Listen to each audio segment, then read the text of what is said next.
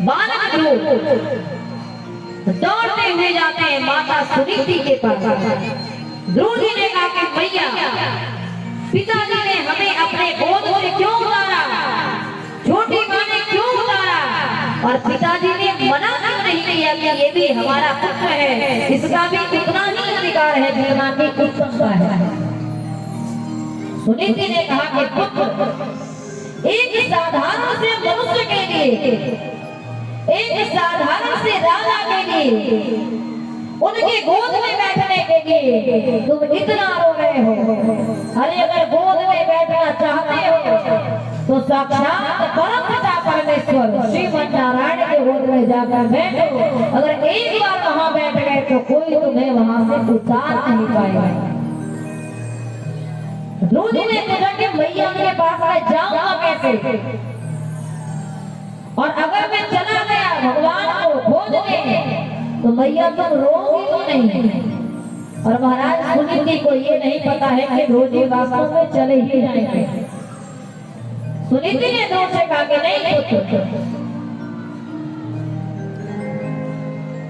कि पुत्रवती युवती जग सोई, कि रघुपति भाती जात सूत होई, रघुपति भाती जात सूत होई, पुत्रवती युवती जग सोई, पुत्रवती युवती जग सोई, रघुपति भाती जात सूत होई, रघुपति भाती जात सूत होई। सुनीति ने कहा कि पुत्र वास्तव में वही माँ कहलाने की अधिकारिणी है जिनका पुत्र भगवान के चरणों में अनुराग रखता है। वास्तव में वही माँ कहलाने के योग्य है जिनका जो पुत्र है, जिनका जो बालक है वो भगवान से प्रेम करता है। अब ध्रुव जी को ये बात बड़ी अच्छे से समझ में आ गई। रात्रि का समय था, सुनीति के गोद में ध्रुव जी सो रहे थे और महाराज केवल 7 वर्ष की आयु है। और रात्रि के समय मध्य रात्रि में जब उनकी माँ सुनीति सो गई तो ध्रुव जी अकेले जंगल की ओर निकल गए, क्योंकि पता है कि भगवान घर में नहीं मिलने वाले हैं। ध्रुव जी निकल गए जंगल की ओर और सारे देवता इस दृश्य को देख रहे हैं कि एक 5-7 वर्ष का बालक भगवान की खोज में अकेले निकल गया। और भगवान भी देखते हैं महाराज, आप चाहे कोई अच्छा कार्य करते हो, कोई गलत कार्य करते हो, भगवान की दृष्टि सभी पे एक समान है। भगवान आपको हर समय देख रहे हैं। ऐसा नहीं है कहीं चोरी करने गए घर के लोग नहीं देखे, चुरा के लाए तो चलो मजा ही है, कोई पकड़ा नहीं महाराज। भगवान आपको हर क्षण देख रहे हैं, आप कहीं अच्छा कार्य कर रहे हैं या गलत कार्य कर रहे हैं। भगवान देख रहे हैं कि ध्रुव जी निकल गए हैं। नारद जी को भेजे अकेले जंगल में एक छोटा सा बड़ा फफड़ाया है, जाइए। नारद जी आए। ध्रुव जी ने पूछा कि बाबा आप कौन हैं? नारद जी ने कहा कि मेरा नाम नारद है। ध्रुव जी ने कहा अच्छा तो आप ही नारद जी हैं। मैया ने आपकी खूब कथा कहानी सुनाई और मैया ने ये भी कहा है कि अगर भगवान से मिलना है तो पहले उनके भक्तों से मिलो, अगर भगवान से मिलना है तो पहले नारद जी से मिलो। ध्रुव जी ने कहा कि सुनिए, अगर आप नारद जी हैं तो हमें कुछ ऐसा मत दीजिए जिससे मैं भगवान को अपने पास बुला सकूं। नारद जी ने कहा कि भगवान को पास बुलाना इतना सरल नहीं है। अगर भगवान के पास जाना है तो तुम्हें मरना होगा, मृत्यु प्राप्त करना होगा। ध्रुव जी ने कहा कि नहीं, मैं मरूंगा तो नहीं, मुझे भगवान से जीवित मिलना है। मैं भगवान के पास नहीं जा सकता तो क्या वो तो हमारे पास आ ही सकते हैं। नारद बाबा ने कहा इसके लिए बड़ी कठिन तपस्या करनी होगी। और महाराज ध्रुव जी ने कहा कि मैं करूंगा। नारद जी कहते हैं कि मत बोलो और दिन भर इसी का जाप करो।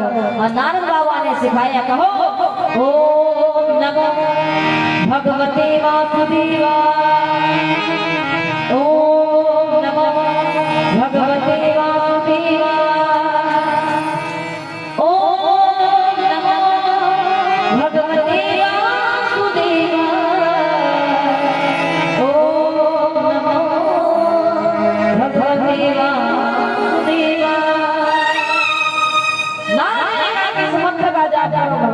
प्राप्ति होगी। और ध्रुव जी लगे ओम नमो भगवते वासुदेवाय, ओम नमो भगवते वासुदेवाय करके। कुछ वर्ष व्यतीत हुआ, कुछ महीने व्यतीत हुए। ध्रुव जी ने कहा भगवान अभी नहीं आए। फिर नारद जी आए। नारद जी ने कहा कि अन्न और जल का त्याग कर दो, तब भगवान आएंगे। और वो 5 वर्ष का बालक अन्न और जल को भी त्याग दिया। कुछ दिनों बाद फिर नारद जी आए। नारद जी ने कहा कि अब अपनी सांस को रोक लो, भगवान तुरंत आ जाएंगे। और महाराज ध्रुव जी को भगवान से मिलने की इतनी ललक है, इतना प्रेम है भगवान से कि अपने सांस को रोक लिए। और जैसे ध्रुव जी ने सांस को रोका, सारे देवी देवता भगवान के पास जाते हैं कि प्रभु एक छोटा सा बालक है, मृत्यु हो जाएगी। और महाराज भक्ति करते करते किसी की मृत्यु हो जाएगी, कभी होता नहीं। जैसे कि ध्रुव जी ने अपने सांस को रोका, तुरंत परमपिता परमेश्वर लक्ष्मी नारायण भगवान वहां पे प्रकट हो गए।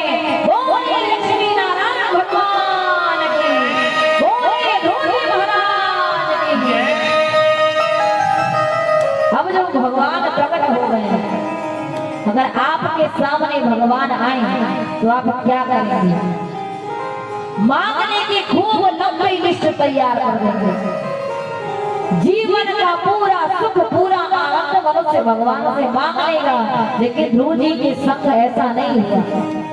भगवान प्रकट हो गए चतुर्भुज रूप में। और उस समय का दृश्य इतना सुंदर, इतना सुहावन है कि भगवान ध्रुव जी को देखकर मुस्कुरा रहे हैं। और ध्रुव जी भगवान को देखकर मुस्कुराते हैं। और ये श्रीमद् भागवत महापुराण राजा परीक्षित को श्री सुखदेव मुनि महाराज सुना रहे हैं। तो जब मुनि जी सुनाते हैं, सुखदेव जी सुना रहे हैं राजा परीक्षित को, सुखदेव जी ने कहा कि परीक्षित जब भगवान आए तो ध्रुव जी भगवान को देखकर मुस्कुराने लगे। भगवान ही मुस्कुरा रहे हैं। और इन दोनों के प्रसंगों को कहते कहते सुखदेव जी मुस्कुरा रहे हैं और सुनते सुनते राजा परीक्षित मुस्कुरा रहे हैं। सुखदेव जी ने कहा कि अगर भगवान सामने आ जाए